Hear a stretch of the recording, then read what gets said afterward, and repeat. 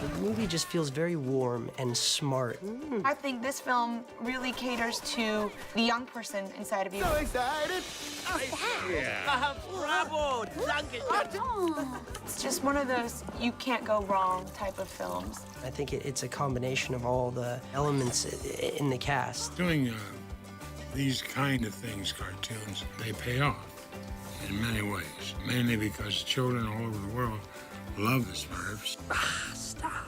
When you're a Smurf in a movie this big, in a 3D movie that is a franchise that has entertained kids for 50 years, you know that it is a blessing to be part of this. Oh, goodbye,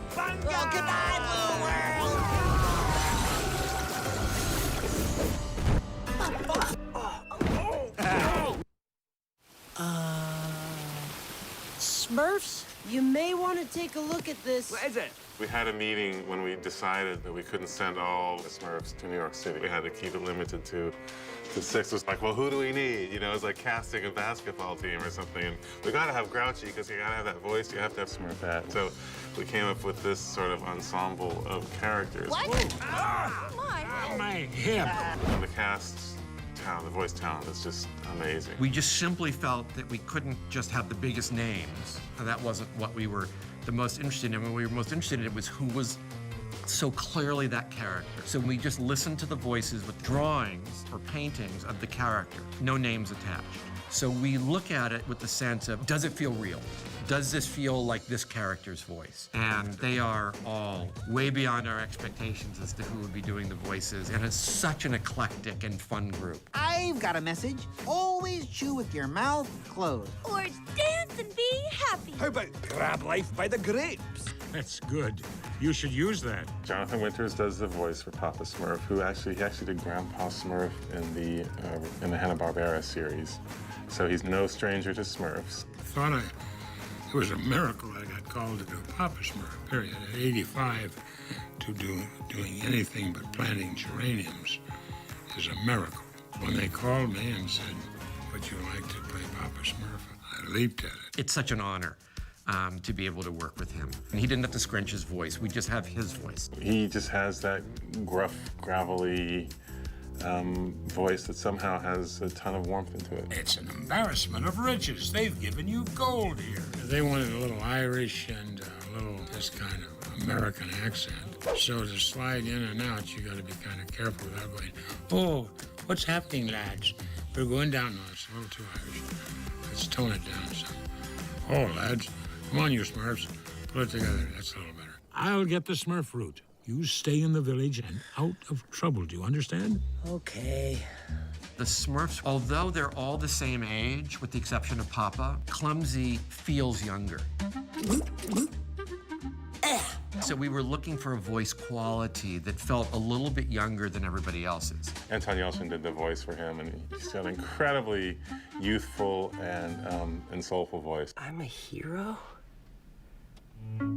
I'm a hero!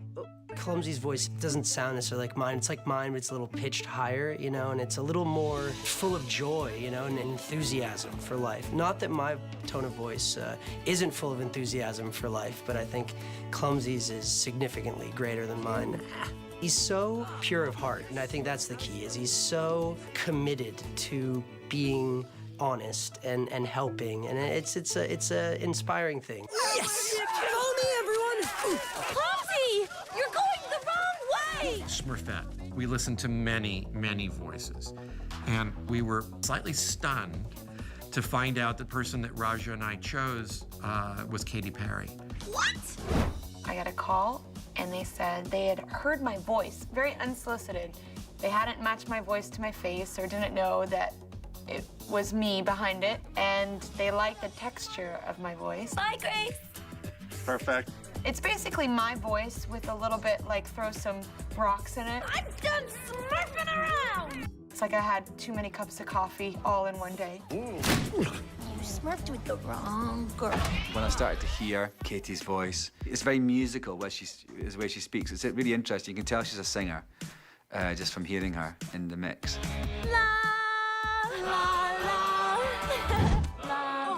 You just hear that voice and you fall in love. That's great. There's a little Marilyn Monroe Smurfette action thing going on in New York that's very sweet. Whoa, is there drafts in here? It's really interesting because I get to kind of be a part of creating her character and adding little nuances to who I guess she is on the big screen. Let's stay Smurftimistic. You know what? I choose to be Pessa Smurfstic. We're all gonna die. When we were deciding which 6 Smurfs were going to come through the portal, we knew we had to have Grouchy because you just got to have that naysayer voice. Stop! None of you find that song just the tiniest bit annoying? I find it annoying. I'm not sure how this voice became the hit machine. You start out as a dog, you end up as a cat, you go to be a toucan, and then you go to become the biggest thing of all, which is you're blue and you're a Smurf. And the grouchy one, which is perfect. Very little acting. I had no coffee. I have a daughter that, she's 15. That will keep you grouchy. The funny thing was to see the way they had drawn him, and it kind of looked like me. And his arms crossed, and I said, oh, wow, that's the eyebrows down. That's a bluish resemblance to my normal look. What can I say, Clumsy? You're not on the list. Grouchy, it's right there. You two lack the verbal skills required to explain this predicament succinctly. Here we go. The voice of Brainy had to be both a real voice and a voice that had, when we and the character needed it, a grating quality to it. This is not a Smurf bridge. It's clearly a chain of Smurfs. Because he can be very smart and everyone listens, or he can be completely obnoxious. And I think you will agree with Grouchy and Gutsy that you want to punt him out of there. Great. Off you go. No! Ultimately, a person who we felt embodied both is Fred Armisen from Saturday Night Live. No, I just did like a fake falsetto, and that was kind of it. I didn't do too much.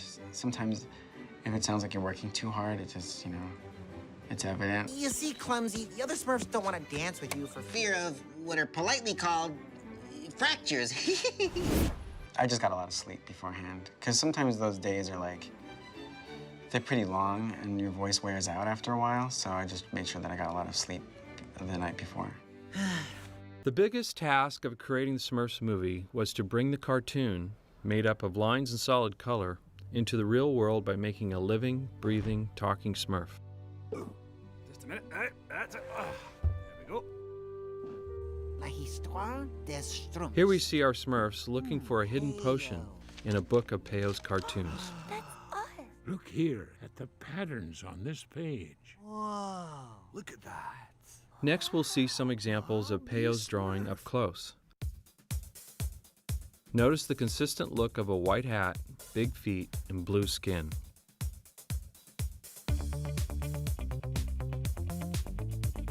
Sony Pictures Animation began the transformation process from a 2D character to a 3D character by drawing various poses to determine what would be needed to make a 3D Smurf. There were a lot of ideas drawn, notes made, and many rejected. All kinds of tests were done to see what worked and what didn't. We especially wanted our Smurf to fulfill the image of what we expect a Smurf to look like. Once all the proportions were worked out on a generic Smurf, each character was designed and then illustrated to determine the final look. From those illustrations, a dimensional model was made and lit to match the illustration. This was our cross-check to make sure every detail was carried to the computer version. To make the Smurfs perform, the animators need a way to make all the joints and facial features move like a real being. Here you see the bones, or rig, the animators use to make the character come to life. The facial controls are tested to see the range of emotion possible in each character. If a special facial pose is required, additional controls may be added to achieve what the animator is looking for. Next, the rig is put through its paces to determine how the Smurfs might navigate the real world. Here are some examples of what the Smurfs might have to do. Each character has its own special features that need to be worked out. Here you see Smurfette's animation drive a simulation of the cloth dynamics to create a realistic motion to the material. Smurfette's hair is done the same way. Next, every detail of how the skin behaves in light is looked at. The skin has pores, wrinkles, freckles, peach fuzz, and a blood layer, seen in translucent skin areas just like we see in ourselves. The sheen and color characteristics as well are set up ahead of time so that each shot starts with the same settings. Through lighting and compositing, the characteristics are adjusted in each shot to achieve the final look. Smurfette's hair was most challenging because of the large silhouette and implied amount of hairspray necessary to hold real hair in that shape. Ultimately, we loosen the stiffness to get a more relaxed and natural movement. Each character goes through some lighting checks to see that everything is working properly.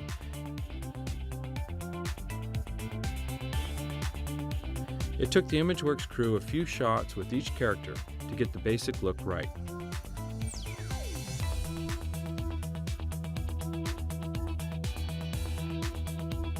Finally, here are some of our finished shots.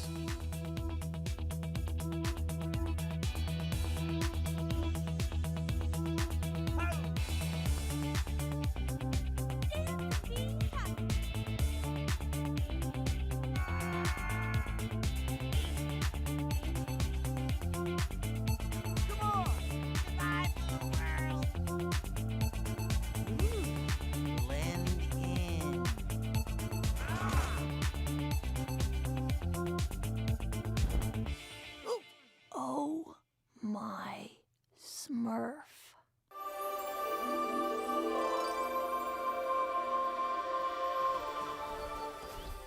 Here is Smurf Village, one of the most complicated environments ever created at ImageWorks.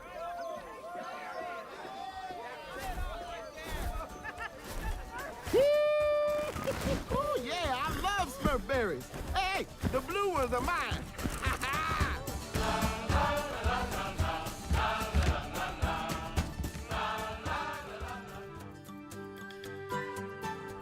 Rather than use a texture or painted approach to the backgrounds and ground cover, we chose to model every element, ensuring that every detail can be seen in vivid dimension. We wanted everything to look as if the Smurfs would actually live in this environment. We went to nurseries and found small plants. We went to forests and studied the ground cover, trees, and plant life. We chose interesting trees like great oaks with exposed roots and moss and debris. The village is designed as a real place, not a miniature. Everything maintains its natural scale. Objects that the Smurfs created, like their mushroom homes and the wooden bridge, are made from natural materials in a way they could achieve. To maintain the natural and lifelike appearance, we recorded actual lighting examples in real forests and applied this HDRI information to the digital lighting. Artists animated the movement of the leaves and branches to create moving shadows, just as we would see in a real forest. Oh yeah, I love Smurf berries. Hey, the blue ones are mine.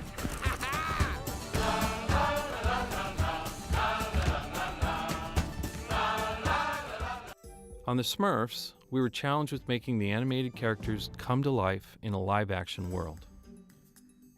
Here you see the skeleton and the control rigs that we give the animators to make realistic action, including body movements and facial expressions that really bring the characters to life. We also take the same care to give the lighters control of their skin texture, color, clothing, and hair. We do extensive capture of all the lights and surfaces on the live set. The result of this recording helps ensure that the characters appear to stand firmly on the desk and can even be reflected in the glass ball seen in the center of frame. The final composite shows all these things working together.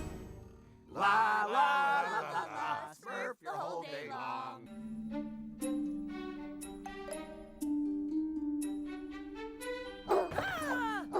Here we see a clip from Smurfs, where Clumsy is escaping being chased by a dog and dives into the sink for protection. When he turns around, he sees a tasty-looking soap container. Hey. Berry boom. Mmm.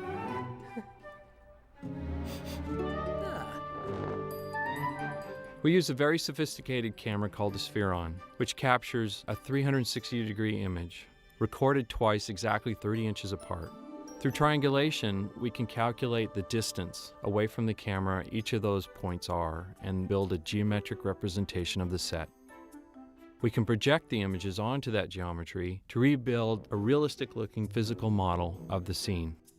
Each light is calculated, its wattage, its color, reflections, shadow angle. All these things contribute to making a realistic portrayal of our hero Smurf in the scene.